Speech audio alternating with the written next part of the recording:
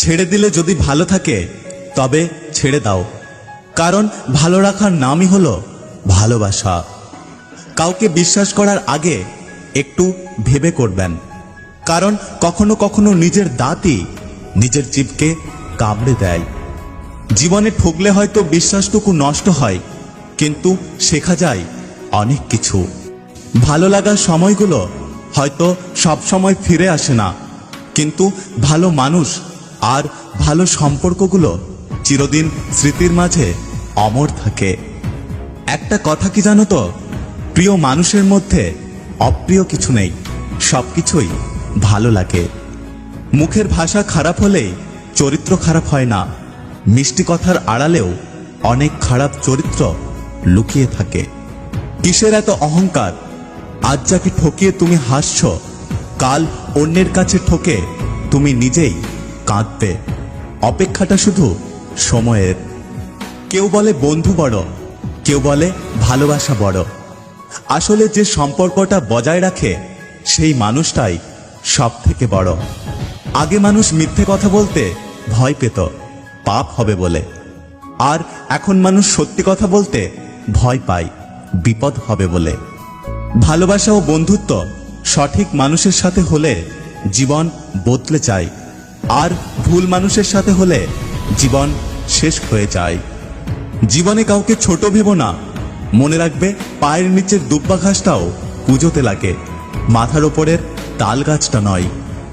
এই পৃথিবীর ভয়ঙ্কর রোগ হলো টেনশন, যা মানুষকে ধীরে ধীরে ধ্বংস করে আর মৃত্যুর দিকে ঠেলে দেয়।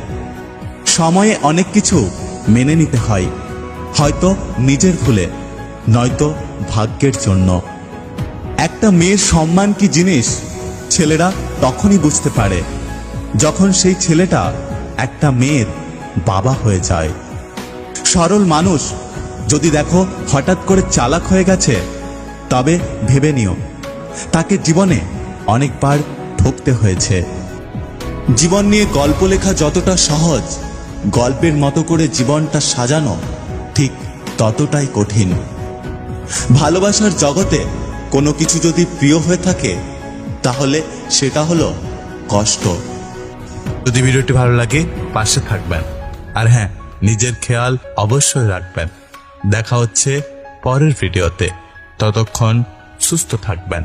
Take care. দুর্ভাগ্য হলেও সত্যি যে কিছু মানুষ তোমার অবস্থান তোমাকে হারানোর পরেই বুঝবে। এই দুঃখকে সঙ্গী করে নিজের জীবনের চলার পথে এগিয়ে যাও। তুমি নিজেকে কোনো ধনী মানুষের সাথে তুলনা করে কষ্ট পেও না, বরং রাস্তায় পড়ে থাকা মানুষদের দিকে দেখো, তারা কত কষ্টের মধ্যে বেঁচে আছে, তাদের থেকে তুমি অনেক ভালো আছো।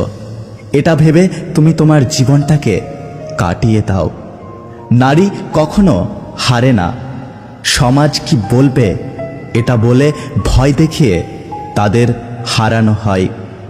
আপনি যখন প্রিয় হবেন, অন্যের নিন্দা আপনাকে শোনাবে। আপনি যখন অপ্রিয় হবেন, আপনার নিন্দা অন্যকে শোনাবে। হ্যাঁ, এটাই বাস্তব। যারা প্রকৃত সুন্দর, তারা নিজেদের নিয়ে কখনো অহংকার করে না।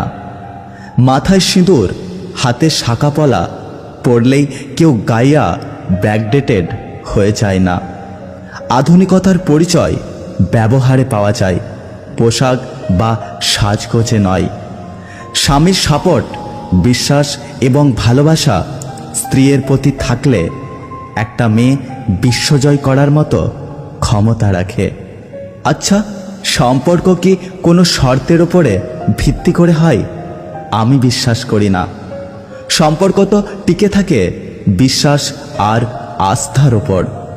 সম্পর্কের মাঝে যদি শর্ত বা স্বার্থ থাকে, তবে সেই সম্পর্ক বেশি দিন টিকে থাকে না, হোক সেটা বন্ধুত্বের বা ভালোবাসার। প্রয়োজন সম্পর্কের জন্য হওয়া উচিত, স্বার্থের প্রয়োজনে সম্পর্ক নয়। জীবন অনেকটা বইয়ের পাতার মতো, প্রত্যেকটা পাতায় কিছু না কিছু লেখা আছে। খুশি হতে পারে, আবার বেদনাও হতে পারে, কিন্তু তুমি যদি পাতা পরিবর্তন না করো, জানতেই পারবে না পরের পাতায় কি লেখা আছে। তাই এগিয়ে চলো। সুখেরাই ধর্ম ভাঙে, ভাগ থাকে না খিদের। চাঁদের কোনো ধর্ম নেই, দোল হোক বা ঈদের। টাকা ছাড়া পুরুষ মানুষের মতো অসহায় প্রাণী পৃথিবীতে আর দ্বিতীয় কেউ নেই। একটা কথা কি জানো তো, অতীতকে আঁকড়ে বাঁচলে বাস্তবকে উপলব্ধি করা যায় না। কিছু কিছু মানুষকে হেল্প করতে নেই, কারণ তারা এতটাই স্বার্থপর যে তারা ধন্যবাদ দিতেও লজ্জা পায়। জীবনে এমন একটা সময় আসে যখন দেওয়ার মতো উত্তর, বলার মতো কথা আর বোঝানোর মতো ভাষা হারিয়ে যায়। তখন নিজেকে খুব ভিখারি মনে হয়। বউ স্বামীর বাড়িতে তখনই লক্ষ্মী হতে পারে যখন সে বোবা হয়ে থাকে।